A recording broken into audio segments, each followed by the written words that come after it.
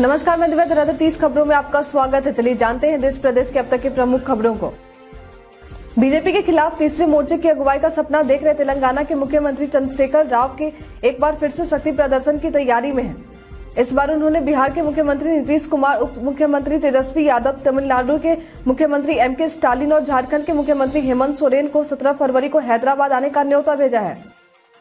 आपको बता दें कि भारत की गिनती उन देशों में होती है जो दुनिया के सबसे शक्तिशाली रेल इंजन तैयार करते हैं। 12,000 हॉर्स पावर की क्षमता वाले ये rail engine make in India के तहत निर्मित है। भारत सहित केवल 6 देश ही 12,000 HP के इंजन बनाते हैं। भारत के अलावा रूस, चीन, फ्रांस, जर्मनी और स्वीडन ही 12,000 हॉर्स पावर की क्षमता वाले रेल इंजन बनाते हैं। फिलहाल भारत निर्मित ये रेल इंजन फ्रांसीसी कंपनी के साथ मिलकर बनाए जा रहे हैं। इन्हें मधेपुरा के इलेक्ट्रिक लोकोमोटिव फैक्ट्री में बनाया जाता है। जदयू संसदीय बोर्ड के अध्यक्ष उपेंद्र कुशवाहा ने शुक्रवार को मुख्यमंत्री नीतीश कुमार को लेकर कई प्रकार के आरोप लगाए हैं। उन्होंने कहा है कि जदयू लगातार कमजोर हो रही है। मैंने कई बार नीतीश कुमार को इसके बारे में कहा, लेकिन वे मेरी बातों पर ध्यान नहीं दे रहे हैं। लद्दाख क्षेत्र में चीन की आर्थिक और रणनीतिक जरूरत काफी ज्यादा और यही वजह है कि वह आक्रामक तरीके से अपनी सेना की तैनाती कर रहा है, ताकि वह भारत की ओर अधिक क्षेत्रों पर दावा करने के लिए बिना बाड़बंदी वाले स्थानों पर दबदबा कायम कर सके। यह बात एक उच्च स्तरीय बैठक में प्रस्तुत किए गए एक दस्तावेज में कही गई है। मुख्यमंत्री नीतीश कुमार के केंद्रीय मदद से जुड़े बयान के बाद भाजपा ने पलटवार किया है। भाजपा का दावा है कि वह बिहार में 105 ऐसी योजनाएं चल रही हैं जिनमें केंद्र सरकार सहायता दे रही है। मुख्यमंत्री का बयान आने के बाद भाजपा प्रदेश डॉक्टर संजय जायसवाल ने गुरुवार को भाजपा कार्यालय में प्रेस प्रतिनिधियों से कहा कि पिछले 17 वर्षों से भाजपा का वित्त मंत्री रहा, लेकिन कभी भी राज्य में वित्तीय स्थिति नहीं गड़बड़ाई। लेकिन आज मुख्यमंत्री कह रहे हैं कि केंद्र से सहायता नहीं मिल रही। मुख्यमंत्री जो कि यह देखना चाहिए कि उनके वित्त मंत्री इतने अक्षम है क्या। केंद्रीय बजट 2023-24 में बुनियादी ढांचे, खासकर रेलवे और राजमार्ग निर्माण के विकास पर केंद्र सरकार का जोर दिया जाना जारी रहने की उम्मीद है। हालांकि आधिकारिक डेटा दर्शाता है कि जर्मनी स्तर पर पिछले साल के बजट में घोषित की गई प्रमुख इंफ्रास्ट्रक्चर प्रोजेक्ट पर निर्माण कार्य लक्ष्य से पीछे चल रहा है। सड़क एवं राजमार्ग क्षेत्र की उम्मीद है कि 2023-24 के बजट में उसका आवंटन बढ़ेगा। जब वित्त मंत्री निर्मला सीतारमण 1 फरवरी को मोदी सरकार के दूसरे कार्यकाल का आखिरी पूर्ण बजट पेश करेंगी। अमेरिका के पूर्व विदेश मंत्री माइक पोम्पियो ने दावा किया है कि विदेश नीति पर एक स्वतंत्र रुख रखने वाले भारत को चीन के आक्रामक कार्रवाइयों के कारण अपनी रणनीतिक स्थिति बदलनी पड़ी। यही कारण है कि 4 देशों के क्वाड समूह में शामिल होने के लिए भारत मजबूर हुआ। उन्होंने कहा कि भारत और चीन के बीच पूर्वी लद्दाख में सीमा पर 31 महीने से अधिक समय से गतिरोध बना हुआ है। जून 2020 में पूर्वी लद्दाख की गलवान घाटी में घातक झड़प के बाद द्विपक्षीय संबंधों में गंभीर तनाव आ गया था। पूर्व डिप्टी सीएम और बीजेपी नेता तारकिशोर प्रसाद ने कहा कि अब एनडीए में नीतीश कुमार की नो एंट्री है। भविष्य में कभी भी बीजेपी नीतीश कुमार से हाथ नहीं मिलाएगी। तारकिशोर ने कहा कि बीजेपी ने हमेशा नीतीश को नेतृत्व का अवसर दिया, लेकिन उन्होंने विश्वसनीयता को खो दिया। अब उनकी पॉलिटिकल क्रेडिबिलिटी भी खत्म हो गई है। बिहार की जनता ने कई बार उनको जो जनादेश दिया था उस पर वो खरे नहीं उतरे हैं। तमिलनाडु के राज्यपाल RN रवि ने पॉपुलर फ्रंट ऑफ इंडिया को एक आतंकवादी संगठन बता दिया है। कहा गया है कि तमिलनाडु के इस संगठन की सक्रियता बढ़ती जा रही है। उनकी तरफ से जोर देकर कहा गया है कि PFI जैसे संगठन देश के विकास के खिलाफ है। ये संगठन सिर्फ शांति भंग करने का काम करते हैं। अब PFI पर यह हमला उस समय किया गया है जब DGP कॉन्फ्रेंस में भी उसी तरह संगठन पर कई तरह के आरोप लगाए गए थे। मुख्यमंत्री नीतीश कुमार की अध्यक्षता में शुक्रवार को कैबिनेट हॉल में बैठक बुलाई गई। बैठक में नीतीश कैबिनेट से 21 एजेंडों पर मुहर लगाई गई है। इसके अलावा कैबिनेट की बैठक में बजट सत्र पर मुहर लगी है। सरकार ने 24 फरवरी से बिहार विधानमंडल का बजट सत्र बुलाया है। इसमें वित्त विभाग में 71 निम्न वर्गीय लिपिक पद के सृजन की स्वीकृति दी गई है। वहीं नालंदा ओपन यूनिवर्सिटी के 2022-23 के गैर शैक्षणिक पदों के वेतन आदि भुगतान के लिए 4 करोड़ 99 लाख रुपए की मंजूरी दी है।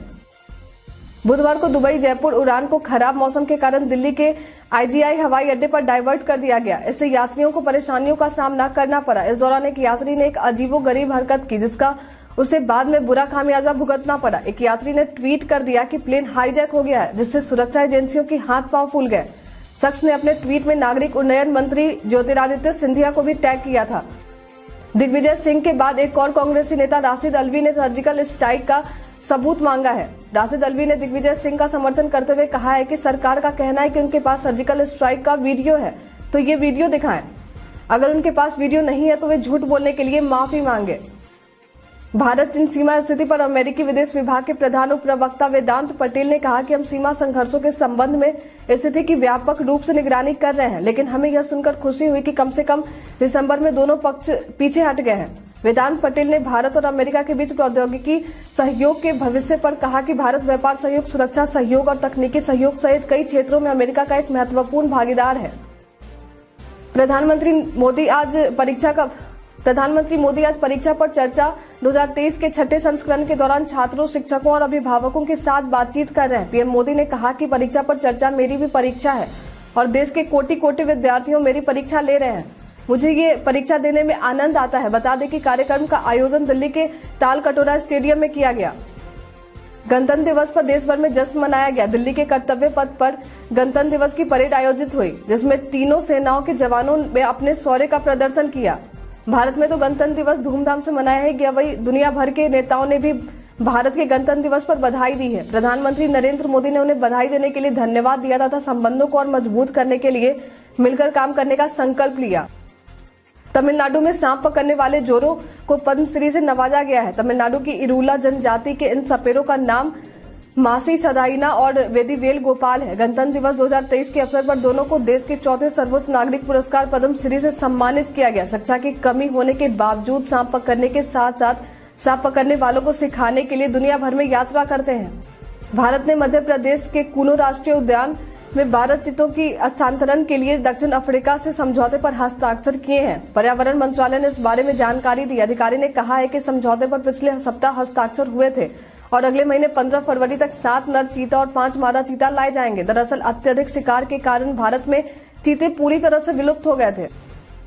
कांग्रेस ने शुक्रवार को अडानी समूह पर हिडेनबर्ग रिपोर्ट की सेबी से जांच कराने की मांग की है। पार्टी महासचिव जयराम रमेश ने कहा है कि आरोपों की भारतीय वित्तीय प्रणाली की स्थिरता और सुरक्षा के लिए जिम्मेदार आरबीआई और भारतीय प्रतिभूति और विनिमय बोर्ड द्वारा जांच की आवश्यकता है। उन्होंने कहा कि एलआईसी और भारतीय स्टेट बैंक जैसे वित्तीय संस्थानों के अडानी समूह के उच्च जोखिम वाले संस्थानों को वित्तीय स्थिरता प्रदान करने से उन करोड़ों भारतीयों पर प्रभाव पड़ता है जिनकी बचत वित्तीय प्रणाली के इन स्तंभों द्वारा की जाती है। यूनिफाइड पेमेंट्स इंटरफेस यानी यूपीआई पेमेंट प्लेटफॉर्म पूरी तरह से एक भारतीय उत्पाद है जिनका डंका पूरी दुनिया में बज रहा है। इस बैंकिंग दुनिया में बदलाव के तौर पर देखा जा रहा है। यह इतना सफल रहा है कि भारत के अलावा भूटान, यूएई, श्रीलंका समेत कई देशों में इसके जरिए ही पेमेंट हो रहे हैं। इतना ही नहीं, कनाडा जैसे कुछ और देशों ने भी यूपीआई पेमेंट शुरू कर दी है। नवनियुक्त महावाणिज्य दूत महेश कुमार ने जोहानिसबर्ग में बृहस्पतिवार को आयोजित गणतंत्र दिवस समारोह में कहा कि दक्षिण अफ्रीका में अंतरिक्ष क्षेत्र में भारत के साथ साझेदारी करने की क्षमता है। उन्होंने कहा कि भारत और दक्षिण अफ्रीका विभिन्न क्षेत्रों में सहयोग की संभावनाएं तलाश रहे हैं, जिनमें विज्ञान एवं प्रौद्योगिकी और शिक्षा भी शामिल है। भारत की पिछले 73 वर्षों की उपलब्धियों को साझा करते हुए कुमार ने कहा कि भारतीय अंतरिक्ष यात्रियों को अंतरिक्ष में ले जाने की योजना प्रगति पर है। यह अंतरिक्ष में भारत की पहली मानव युक्त उड़ान होगी। भारत के 74वें गणतंत्र दिवस परेड में मिस्र के राष्ट्रपति अब्देल फत्ताह अल सीसी मुख्य मेहमान के रूप में शामिल हुए। वह मिस्र के पहले राष्ट्रपति थे जिन्हें गणतंत्र दिवस परेड में आमंत्रित किया गया। अब्देल फत्ताह 24 से 27 जनवरी तक अपनी इंडिया यात्रा पर आए हैं। विदेश मंत्रालय ने एक बयान में बोला है कि राष्ट्रपति अब्देल फत्ताह अल सीसी ने इंडिया पर विश्वास जताया और बोला है कि नई दिल्ली की अध्यक्षता में G20 अपने लक्ष्य को हासिल करने में सफल हो सकता है। पीएम नरेंद्र मोदी शनिवार को दिल्ली के करियप्पा परेड ग्राउंड में एनसीसी की वार्षिक रैली को संबोधित करने वाले हैं। गुरुवार को प्रधानमंत्री कार्यालय द्वारा जारी एक प्रेस विज्ञप्ति में कहा गया है कि प्रधानमंत्री नरेंद्र मोदी शाम को लगभग 5:45 पर एनसीसी कैडेटों को संबोधित करने वाले हैं। इस वर्ष एनसीसी अपनी स्थापना का 75वां वर्ष सेलिब्रेट कर रहा है। आम चुनाव में 2024 में 1 साल का समय रह गया है। केंद्र में सत्तारूढ़ होने का रास्ता उत्तर प्रदेश से होकर जाता है, क्योंकि यहाँ कुल 80 लोकसभा सीटें हैं, जो किसी भी राज्य में सबसे अधिक है। बीजेपी ने मिशन 80 के लिए तैयारियां भी शुरू कर दी है। पार्टी के बड़े नेता यह दावा कर रहे हैं कि बीजेपी यूपी की सभी सीटें अपने नाम कर लेगी। विपक्ष भी अपनी रणनीति में जुट गया है। मध्य प्रदेश के जबलपुर में रहने वाले 77 साल के डॉक्टर मुनीश्वर चंद्र डावर को देश के चौथे सबसे बड़े नागरिक सम्मान पद्मश्री के लिए चुना गया है। डॉक्टर डावर जबलपुर में सिर्फ 20 रुपए में लोगों का इलाज करते हैं।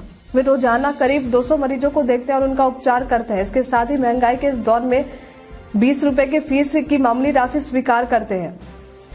केंद्रीय जांच एजेंसी ने जीटीएल लिमिटेड के डायरेक्टरों और बैंकरों के खिलाफ 4,760 करोड़ रुपए के घोटाले में केस दर्ज किया है। इन पर आरोप है कि इन्होंने लोन के पैसों को डाइवर्ट करके बैंकों के कंसोर्टियम को 4,760 करोड़ रुपए का चूना लगाया। लगभग 24 बैंकों ने मिलकर जीटीएल को पैसा उधार दिया, जिसमें केनरा बैंक, देना बैंक और आईसीआईसीआई बैंक शामिल हैं।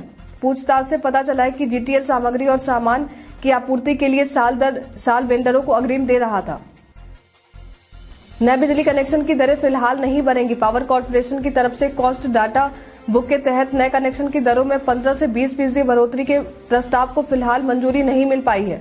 प्रस्ताव में कई खामियां होने के चलते पावर कॉर्पोरेशन अब इसे लेकर विद्युत नियामक आयोग में नया प्रस्ताव दाखिल करेगा। उपभोक्ता परिषद ने कनेक्शन की बढ़ी दरों पर मंथन के लिए आयोजित बैठक में कॉर्पोरेशन के प्रस्ताव का विरोध किया है।